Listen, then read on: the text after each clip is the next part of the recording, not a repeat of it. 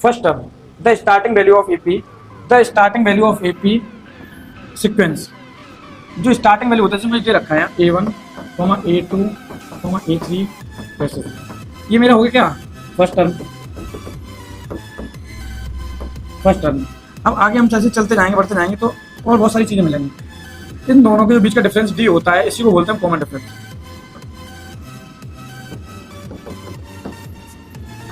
Common difference.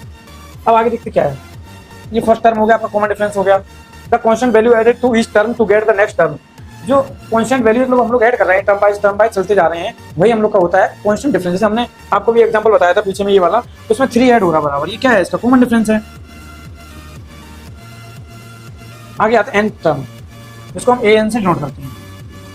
Any term in the sequence at position n, जो कोई भी term n position पर होता है उसको बोलते हैं n टर्म या फिर an, ऐसे करके। गिवन बाय an, जो ये है आपका फॉर्मूला, ये भी क्वेश्चन आपको सोल्व कराएंगे उसके लिए है। गिवन टर्म निकालेंगे, टर्म रखा है इसमें, जो फाइनल टर्म होता है, लास्ट टर्म होता है, उसको बोलते हैं l। फर्स्ट टर्म को ये बोला जाता है, कॉमन डिफरेंस को डी बोला जाता है, और नंबर जितने होते हैं उसको बोलते हैं n। और an जैसे में फाइंड करना है, ये है formula an is equal to a plus n minus 1 into d, ये फॉर्मूला a निकालने का, नंबर ऑफ टर्म्स निकालने का। ठीक, आगे हम चलते हैं। इसी में ये दे रखा है, क्वेश्चन भी दे रखा है, क्वेश्चन सॉल्व करने को। एग्जाम्पल 2, 3, 5, 14, यहाँ तक हमें निकालना है। अब यहाँ पे a क्या है, जो फर्स्ट टर्म है, फर्स्ट टर्म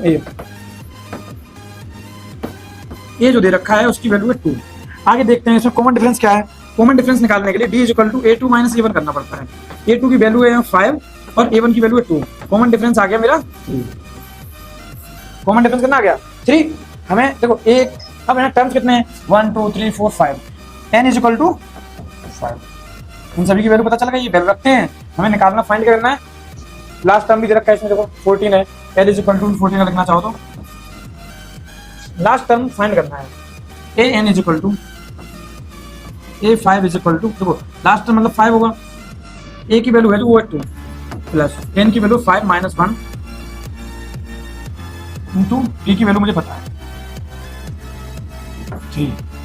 कैलकुलेट करते हैं, 2 प्लस 5 माइनस 1 4 इंटू 3, ये हो गया 2 प्लस 12 इज इक्वल टू 14।